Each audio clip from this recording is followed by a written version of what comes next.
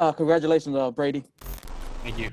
Hey, Thank you. since you don't have an opponent next week, can we talk about records and what it means? I know it was great to get the win, man, but you're the all-time leader, man. You're the man. You're the ish. So how does that feel actually having that record and what it meant for you in this program, my brother? Yeah. First and foremost, just a huge win for this team. I mean, I'm telling you what, I think we intentionally try to make games as close as possible for you guys so you can ask me the same questions every week.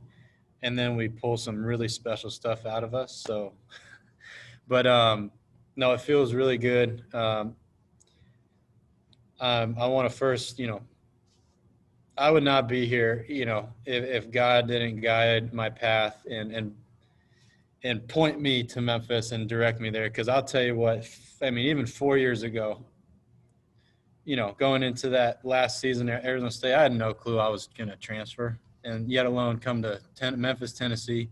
So I'm so thankful for the Lord kind of guiding my way. Thankful for my teammates, man. Every year we've had a special group, even if the year hasn't turned out to be perfect or whatnot.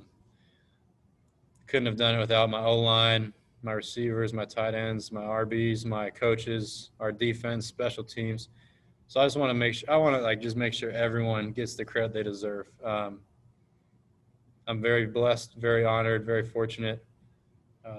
It's a privilege to be number one in all the big-time categories and to be considered, the best to come through this place or one of the best. And I just appreciate all the people who laid the foundation, Danny, Paxton, right? All those guys, and not even the quarterbacks, but all the Memphis Tiger football players that have put in the hard labor and all the grind to set the foundation and get us to this point, and then to be a part of this program, this team, the last 3 years, and to build upon it the way we have, to make history, multiple times. It's just so special. I'm so grateful, so thankful, and so honored.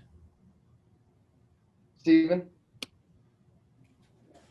Brady, I kind of think I already know the answer, but after Houston scores, you guys haven't been doing much in those previous 3 drives. Yeah. When you guys had that opportunity, was there any doubt you guys were going to be able to score at the end of the game? I mean, no doubt, but, I'll tell you what I told, on the radio. Like, you go out there in your first play, you're not 28 seconds on your 20 or 25.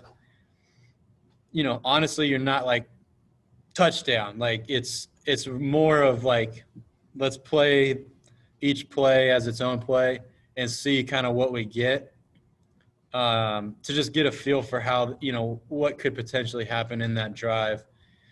And but there was no doubt ever with, we went out there, called play, and we got some pretty good chunks on the first few plays. And so we still had about 20 seconds with a timeout or two, and we're already, nearing, if not already there at midfield. So now I'm going attack mode. I'm thinking we're winning this game, and whether it's a touchdown or field goal. But we knew kind of the mark where Riley is ready to roll, and that's kind of like the minimum expectation. Once you get into that situation, you want to get there at least, and if you score, great. But I thought 28 seconds, what a way to finish that game off, man. That's damn impressive from everyone involved, and that was a sweet win right there. Raven? We already know how important it is for Memphis players to win at the Liberty Bowl, but this game, for you, does it feel even more important that you guys got this win because it potentially be players like you or Sean Dykes or Riley Patterson's last game playing at the Liberty Bowl? Does it make it feel even sweeter to get that win? Yeah, absolutely. It was emotional. It wasn't even a senior day, but it was just an emotional game. Not throughout it, but just you could feel it. The senior class, or the guys that could potentially not be coming back. Riley touched on it. Myself and those guys, we've only lost one game in that stadium, and so I don't care what you guys say, we won, and we win, and We've never lost to Houston, and we've defended home turf, I think better than a lot of people. And so that was pretty special. I made sure after the game I took a little victory lap around the stadium to thank every fan that was there amongst this crazy year, all the ones who have been just consistently supportive and diehard true Memphis fans that have loved and encouraged this team. And it meant a lot. It meant a lot. It was another game, but it meant a lot. Jacob? Hey Brady, is there any better way to walk off this field knowing what you've done here and what happened here? I'm not sure, man. But I'll tell you, walking off that field in the fashion that I did and the way we did, knowing what we as a team have done, what I've done here. I'm so dang proud of myself and of this whole team. So I don't know, but I'm pretty content, pretty happy with the way that I am walking out of here or walking out of this stadium tonight and the way this team is. We can walk around with our chests puffed out a little bit and our heads held high. And we're going to go enjoy this, but we're also going to get prepared to go win a bowl game and really make some more history for this program. Christian? So, Brady, I did a little research after the game and found out you are 19-1 inside the Liberty Bowl in your 3 years at Memphis. Is it crazy to you? You just talked about, never imagining coming to Memphis, and in your 3 years here, you lost one game. So how crazy is that for you to kind of reflect and think about? I know it's right after the game, but is that kind of crazy to you? Honestly, no, man. The crazy part was coming here just because I've never been to the state of Tennessee. I had never visited this, until my official. Never seen this place, never seen this city. That's the crazy part. But once I made that decision and I was here and took over as the quarterback of the Memphis Tigers, I know who I am. I know who God created me to be, and I'm a winner. And that's that, I don't care what you guys say. It's facts now. It's not speculation. There's no opinion. I've won more than any damn guy here. You bring up that record. I think that's awesome to be 19-1 on your home field.